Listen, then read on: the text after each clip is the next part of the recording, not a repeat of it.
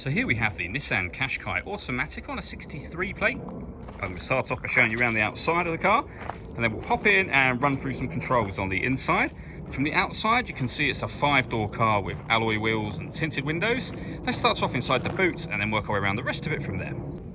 As we approach the back of the car, you can see we have plenty of boot space along with that 60/40 split folding rear seat should you wish to increase this space even further. Okay, so we're just going to work our way back round to the front of the car, and then we'll hop in and run through some controls on the inside. Now that we've done a full circle of it, you can see it's in excellent condition the whole way round. Just briefly before we climb in, I think it's well worth seeing the interior from this exterior point of view. There's plenty to run through on the dashboard, so let's hop in and we'll do that now.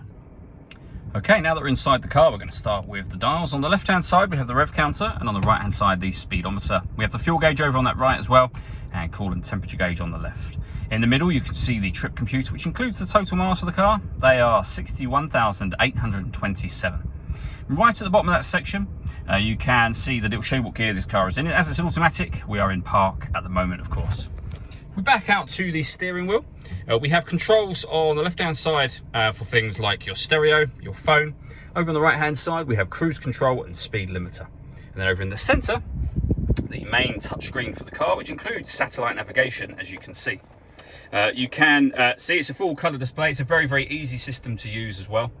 You've also got your audio, of course, so AM and FM radio available. CD player just there.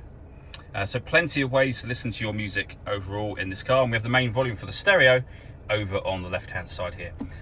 Controls just here for the satellite navigation.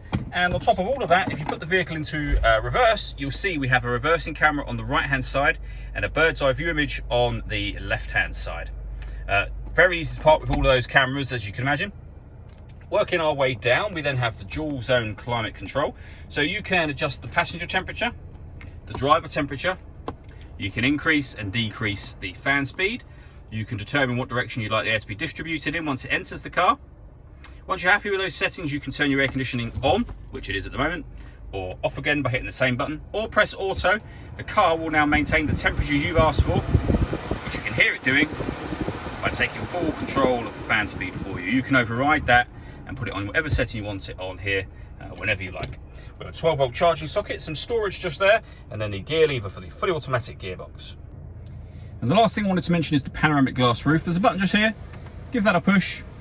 The sunblind will then open all the way to the back of the rear seats, and as you can see, that lets in a huge amount of extra light to the cabin area. All that leaves me to say is thank you for taking the time to watch this video. If you'd like to come and see the car in person and have a test drive, please feel free to give us a call here at Surrey Specialist Cars. We'd love to hear from you soon.